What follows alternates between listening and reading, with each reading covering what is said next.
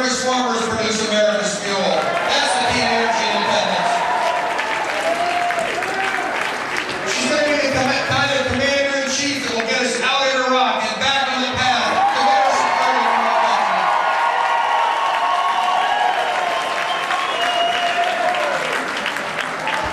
I've known this woman for 20 years. She's strong. She's tough.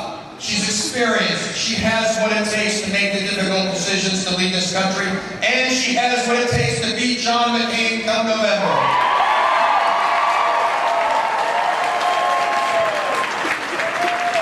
You know, I couldn't help but notice a lot of new polls are out. Last time, you know what?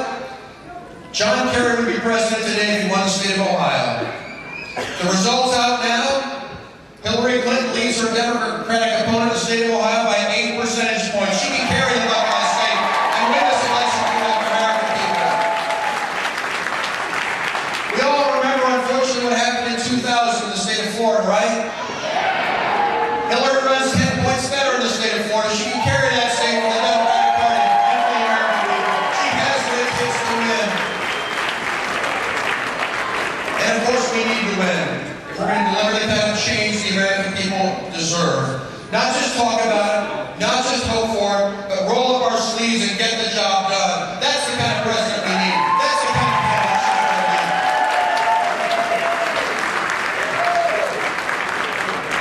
So we're down to 48 hours. And this election is in your hands. All right? If you will lift this good woman up, if you will stand with her, she will stand by us, because she's one of us. She understands our dreams. So I hope you'll fan out across this community over the next 48 hours. And I hope you'll explain to people the stakes in this historic election. This is not just a regular election, okay? We don't have the kind of peace and prosperity we need here in our country. We need to change the direction. We need someone with the strength, the experience, the depth of knowledge to make that happen. So, just remember, her fate is in your hands. The fate of our country is in your hands. The fate of our children, and our grandparents, and our neighbors, and those with whom we work, and those with whom we worship are in your hands. And so I hope you'll harness that passion over these next 48 hours to lift her up and lift our country up so that together we can have an American future that is worthy of our past. Hillary Clinton is the person to lead us there. I introduce to you my friend, your president, Hillary Clinton.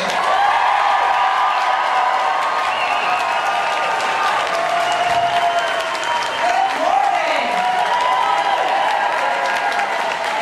Wow, I'll tell you, it is such a great day to be here at Indiana Tech, and I want to thank Dr. Andorfer, the president of Indiana Tech, and the faculty and the students here.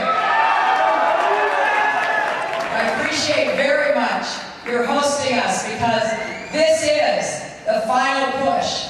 And many of you will leave here to go out and canvass for me. And as the signs say up here, canvass Indiana, canvassers rule and Hillary wins. Walk it to win it.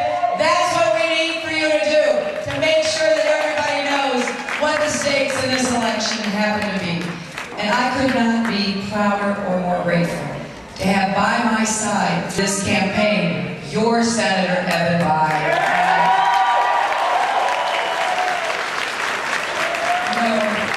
Vice President Bayh! As Senator Bayh mentioned, he and I have been friends for more than 20 years. He and his wonderful wife Susan and Bill and I have really been able to spend a lot of good time together. And I've been very fortunate to serve with him over the last 7 years and actually sit next to him on the Senate Armed Services Committee. We went to Iraq and to Afghanistan and Pakistan together. And I have such a high regard for him, and I know how much he means to all of you, as he served as your governor, now as your senator. And both of us believe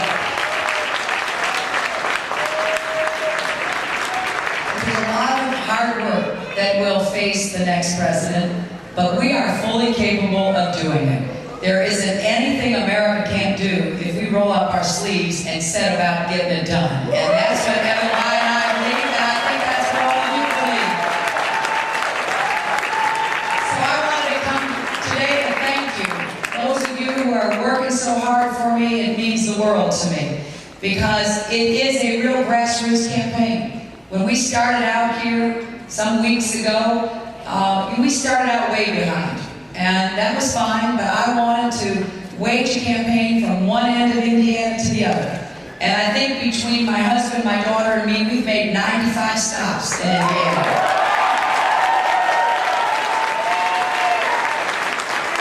And we believe Indiana matters. And so for us, it's been a great joy to go throughout this state in the springtime to so many different parts of the communities, to meet with people from their living rooms to their pickup trucks to their labor halls to their businesses, and to listen and hear what's on folks' minds.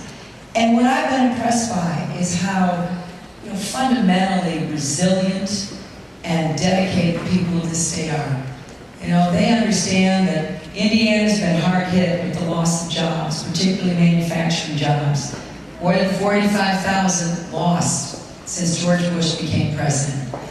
But I know from talking to a lot of Hoosiers that you believe that we should have a plan to keep our jobs and grow more jobs, and a president that really understands what that's going to take. And I know that people are really worried about gas prices. Folks drive long distances in Indiana. I've driven a lot of long distances in Indiana. I've met a lot of people who commute 60, 70 miles one way. I've met a lot of truckers, met a lot of farmers who use a lot of diesel, a lot of folks who know that they are facing higher and higher costs because of these out-of-control gas prices. And we do need a long-term energy policy, but we need some short-term immediate relief to try to help people who are paying the bills today. Because there are too many folks trying to decide between gas and groceries. And I met over in Hobart with a family that told me that they just can't believe what it takes to go and fill up their tank and buy their groceries anymore. Because of course the high cost of groceries is directly related to the high cost of gas, because we truck so many of our products in. So we need short-term relief and we need long-term planning. And I offer both in this campaign.